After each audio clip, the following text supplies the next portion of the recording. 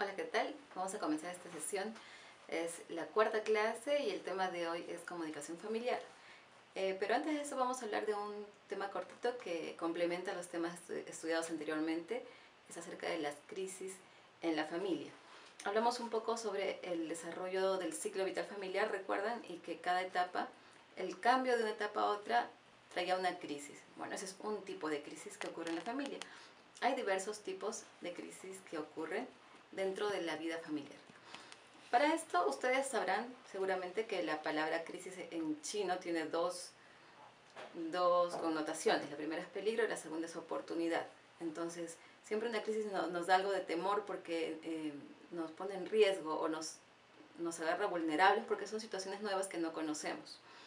Pero a la vez es una oportunidad.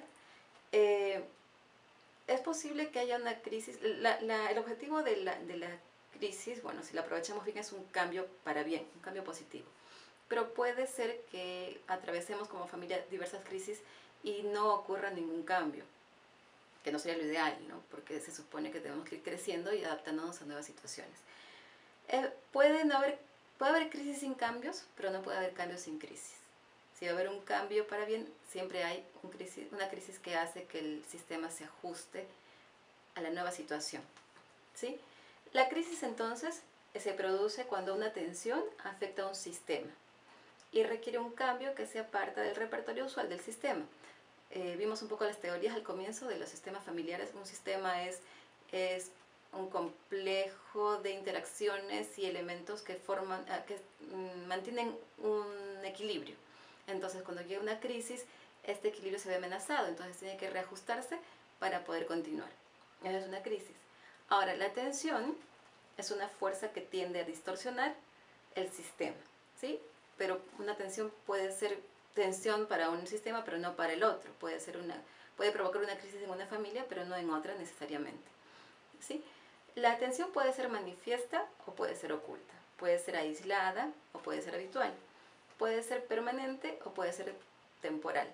Puede ser real o imaginaria, universal o específica, extrínseca o extrínseca. En base a estas características se dividieron o se clasificaron las crisis en 4 categorías. La primera, ustedes van a verlo en el PowerPoint que se les envió, es las desgracias inesperadas. Es el primer tipo de crisis. La segunda es la crisis del desarrollo, que ya lo vimos con más detalle en clases anteriores.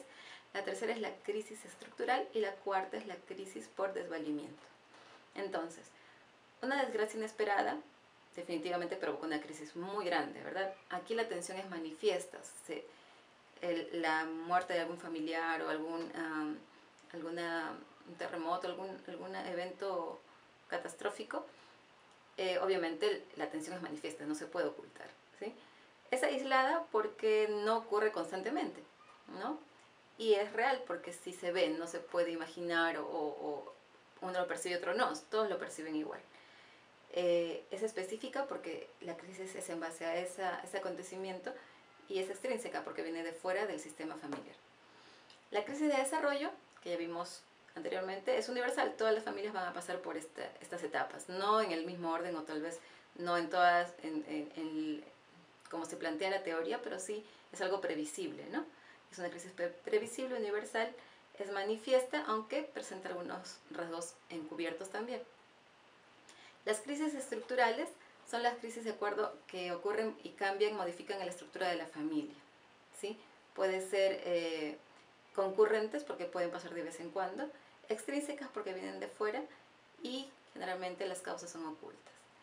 La crisis del desvalimiento ocurre con familias que tienen miembros con alguna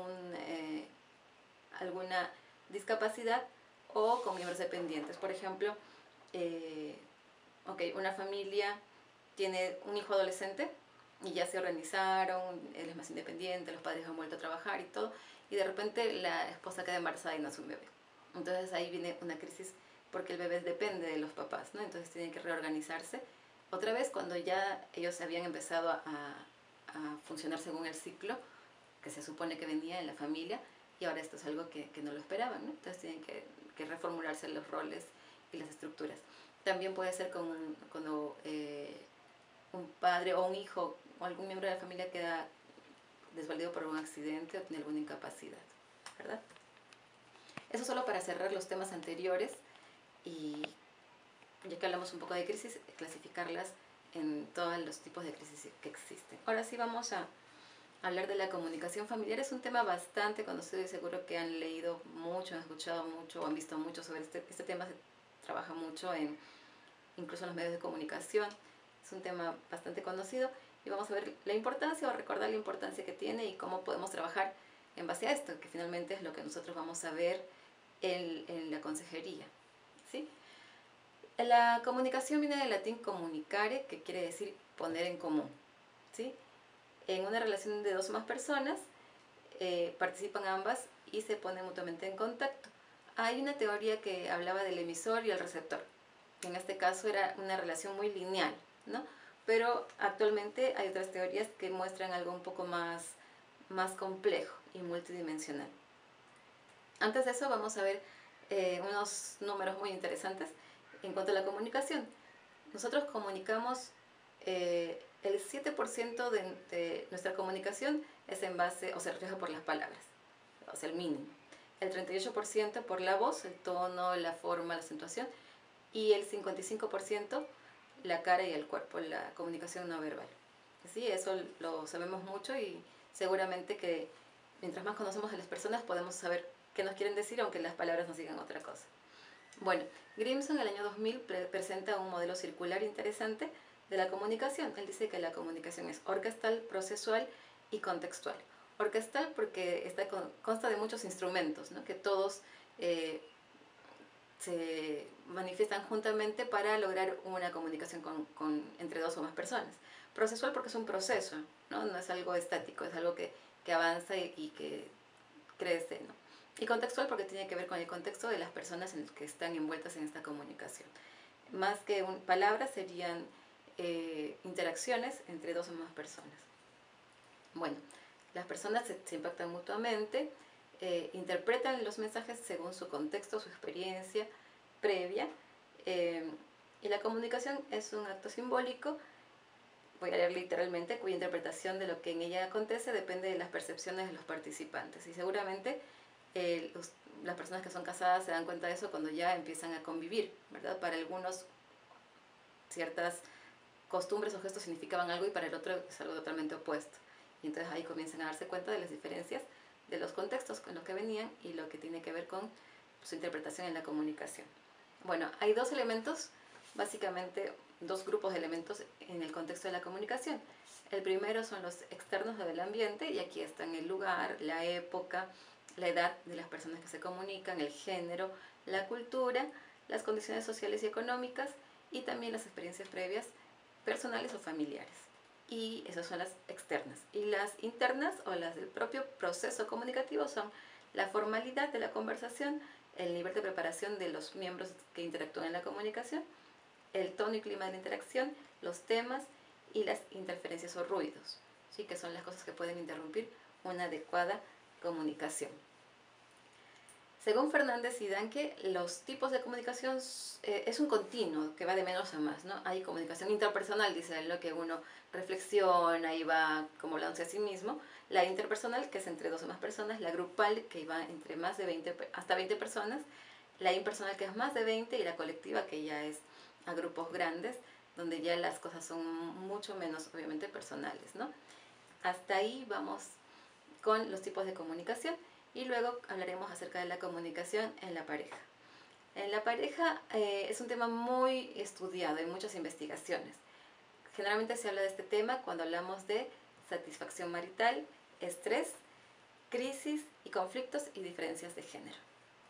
Las investigaciones que se dieron con mayor amplitud o que son más estudiadas y ricas en sus resultados son en cuanto a la comunicación y las diferencias de género.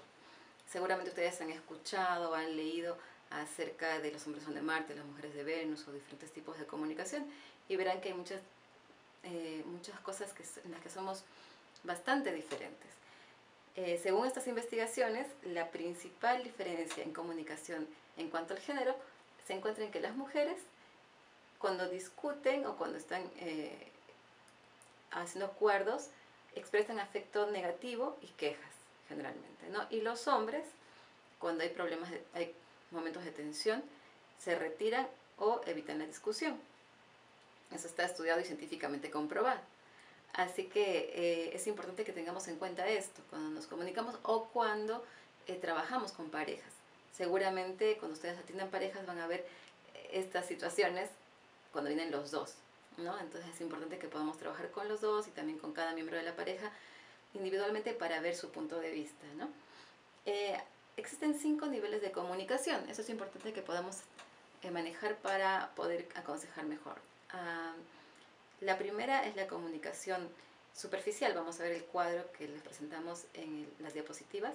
En la superficial es solamente saludarnos o conversaciones muy, muy triviales, ¿no? En la segunda es la información. El segundo nivel de información, aquí con la pareja hay sobre todo intercambio de datos, ¿no? ¿Cómo te fue? ¿Qué tal los chicos? ¿Qué le pasó? ¿Cuál tal el trabajo? ¿Cómo te fue el día? Y te informo, ¿no? El tercer nivel es el nivel de las ideas y los juicios. Aquí no solamente digo lo que pasó, sino lo que pienso y lo que creo que está bien o que está mal, de acuerdo a lo que experimenté o escuché o lo que está pasando actualmente en el país o qué sé yo, ¿no? El cuarto ya es un nivel más profundo y es acá se habla acerca de los sentimientos y emociones. Aquí se dieron cuenta que no todos hablamos acerca de nuestros sentimientos y emociones. Pues acá ya tiene que haber más confianza con la pareja y no solamente confianza, sino sentirse cómodo para poder abrir, eh, darnos a conocer, ¿no? Ver qué sentimos y cómo nos sentimos y por qué. Entonces nos ponemos un poco más vulnerables, ¿no? Porque estamos eh, sacando las capas de protección, digamos, para que la otra persona nos conozca mejor.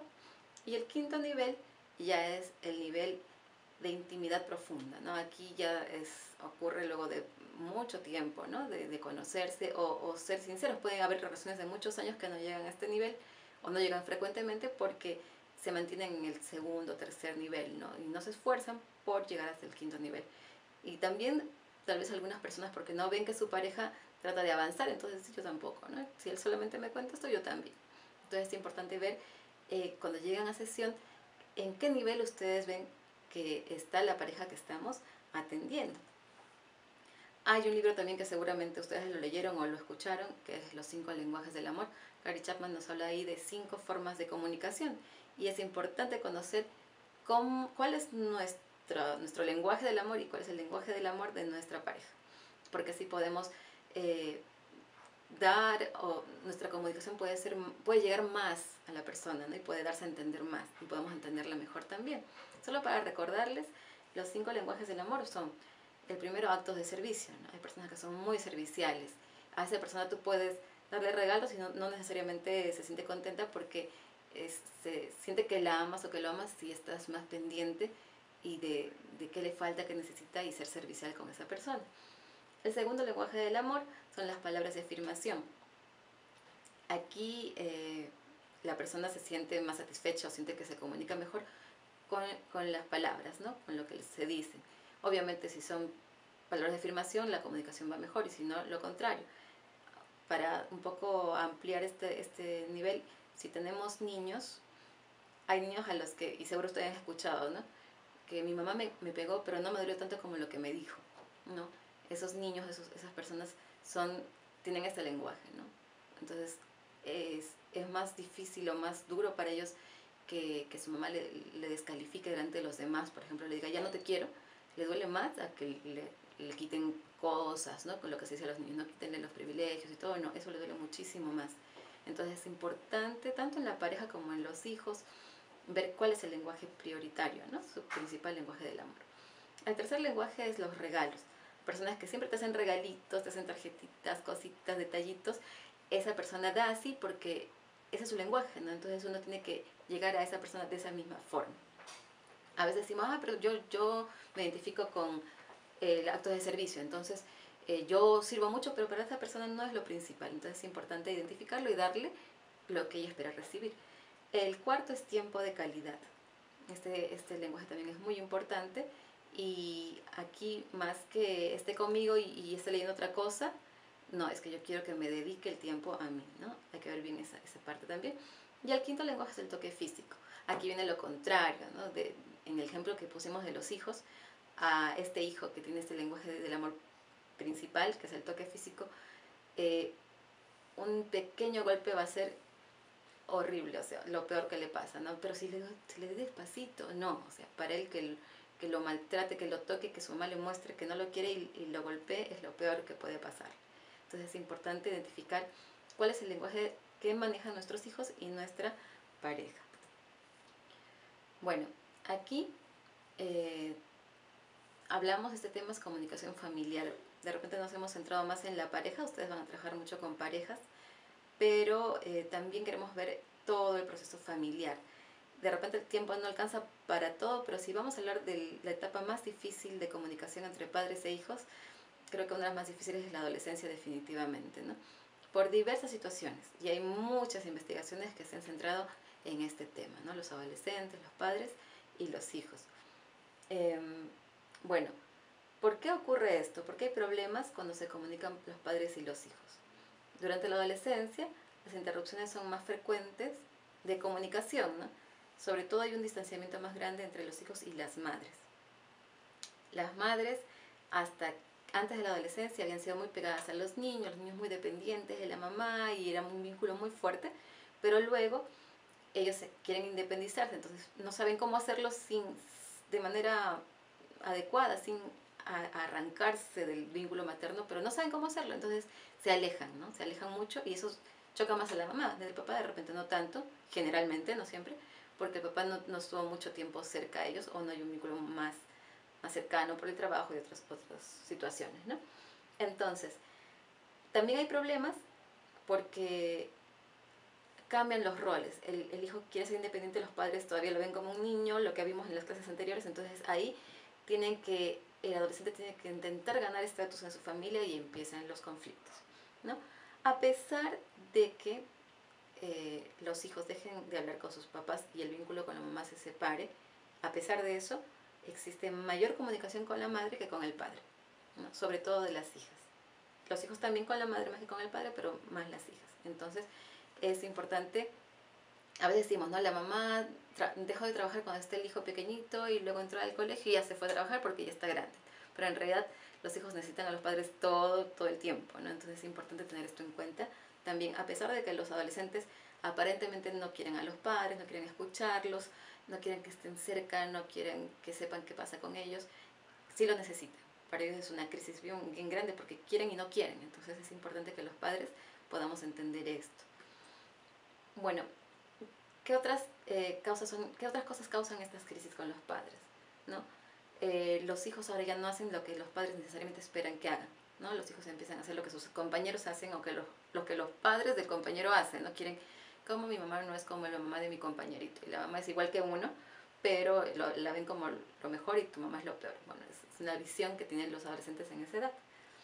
También acá los adolescentes ya empiezan a tener su pensamiento crítico. Vimos en las etapas de desarrollo cognitivo de Piaget que a esta edad ya son un pensamiento más abstracto, crítico, ¿no? Entonces uno le dice una cosa y ellos siempre lo van a analizar y lo van a discutir, ¿no? Finalmente, estas crisis también pueden tener un efecto positivo, como decíamos al comienzo, ¿no? Las crisis, si ayudan a crecer, entonces van para bien. Es importante que podamos tener esto en mente siempre porque a veces pareciera que la adolescencia va a ser eterna. No, es una crisis que hay que aprovecharla y va a ser positiva siempre y cuando ocurran en un contexto de afecto y cohesión. Si los adolescentes se sienten amados, saben que lo que hacen los padres son porque los aman, ellos lo van a reconocer y van a aprender y salir adelante, aunque ustedes en ese momento no vean su aprendizaje y su actitud positiva hacia los cambios que están ocurriendo. Hay algunas barreras de la comunicación que impiden una adecuada comunicación. Son, por ejemplo, que las parejas no se conozcan tan profundamente, ¿no? Entonces no saben qué contexto tienen, qué piensan, qué experiencias previas pueden haber afectado su comprensión o su interpretación de la situación que están viviendo, ¿no? Otra barrera es el cansancio. Y ahora que trabajamos un montón, viajamos un montón, llegamos o los chicos todo el día, a veces no hay tiempo para conversar, entonces eso es una barrera muy grande para la comunicación. No saber escuchar. ¿Cuántas veces la persona dice algo y la pareja está pensando en qué responderle, ni realmente en qué está diciéndome, la persona, mi esposo, mi esposa, ¿no? ¿Qué más? Preocupaciones, estados nerviosos, no hay oportunidad para comunicarse bien, la falta de respeto, la televisión o el internet, ¿no? A veces la computadora, tenemos computadora personal de repente y estamos ahí y no nos damos tiempo para conversar. Y otra cosa importante, bueno, un factor muy importante, una barrera, es el alejarse de Dios. No, vieron el triángulo, ¿no? Hay un triángulo de la pareja y Dios, nos alejamos de Dios, nos alejamos entre nosotros. Eso es muy cierto en cuanto a la comunicación.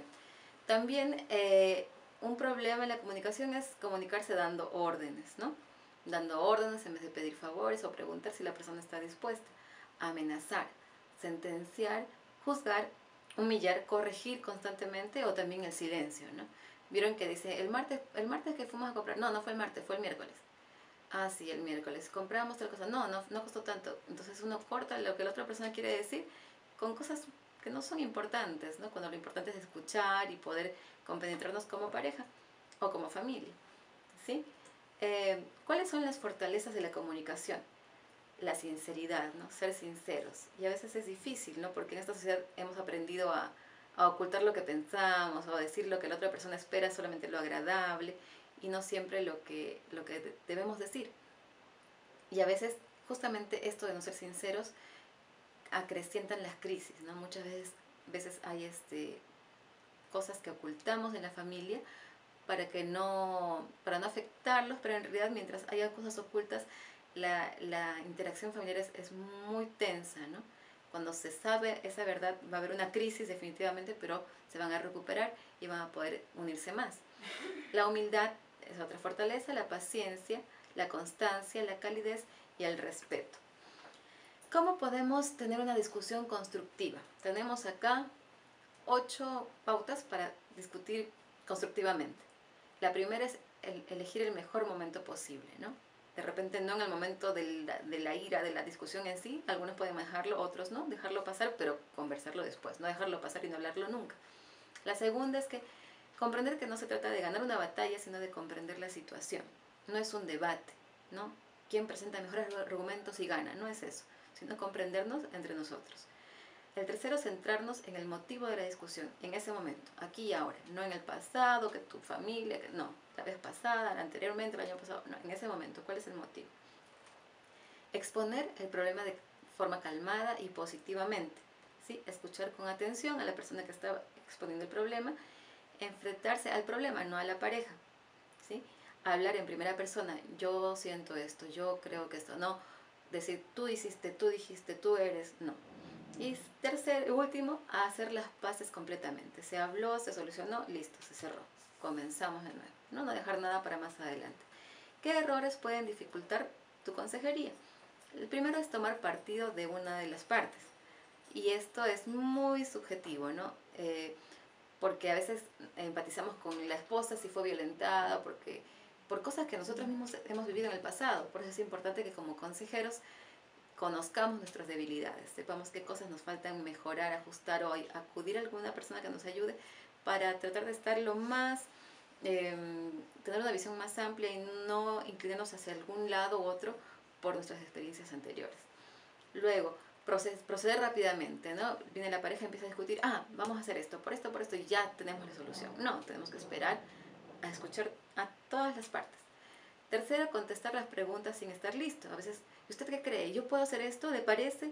Entonces queremos tener la respuesta. No siempre vamos a tener la respuesta en ese momento. Tenemos que esperar a escuchar, como decía, todo el contexto. Discutir los problemas de manera abstracta, ¿no? Tenemos que centrarnos en el motivo, como decíamos anteriormente. No debemos permitir que las diferencias escalen, ¿no? Empieza uno y luego sigue y nosotros nos quedamos callados porque tenemos que escuchar todo el contexto. Pero hay que tener un criterio bien amplio, ¿no? Y tener un buen ojo, porque vemos que va subiendo el nivel del enojo, digamos, de la pareja, entonces tenemos que cortarla, ¿no? Ahí tomarse un tiempito, respirar, hablar calmadamente para que ellos vuelvan a tranquilizarse. Suponer que ambos perciben el problema de la misma manera, eso no es así, ya hemos visto en toda esta clase que cada uno puede percibir las cosas de diferente manera. Hacer interpretaciones prematuras, quedarse atrapado en el pasado, cuando empiezan a hablar del pasado, seguir escarbando y no solucionar el problema, ¿no? Ese es un error que podemos cometer. Permitir que la emoción domine la sesión y otro, permitir que la pareja o la familia dirijan la sesión. Sí, hay seguramente personas que vienen con unas personalidades muy fuertes y ellos son los que quieren dirigir. No debemos permitirlo. Con mucha delicadeza y profesionalismo debemos tomar de nuevo las riendas de la sesión. Finalmente, ustedes van a ver en sus diapositivas algunos textos de la Biblia que nos ayudan a poder tener bases para una buena comunicación. En Proverbios 17, 27 y 28, por ejemplo, nos dice que debemos hablar poco, ¿no? En Proverbios 21, 23, que no debemos enojarnos o hablar cuando estamos enojados, porque podemos decir cosas que después nos vamos a arrepentir. En Proverbios 15.1 nos dice que si nos hablan con ira no debemos responder igual, y hay muchos otros versículos que pueden ayudarnos para aconsejar para nosotros mismos y para tener un panorama bíblico y claro de la comunicación, la mejor manera de comunicación entre la pareja y la familia. La próxima semana nos vamos a estar viendo con un tema también importante, que son las disfunciones sexuales, el proceso de la intimidad de la pareja y cómo estos problemas pueden afectar también al funcionamiento familiar. Nos vemos la próxima vez.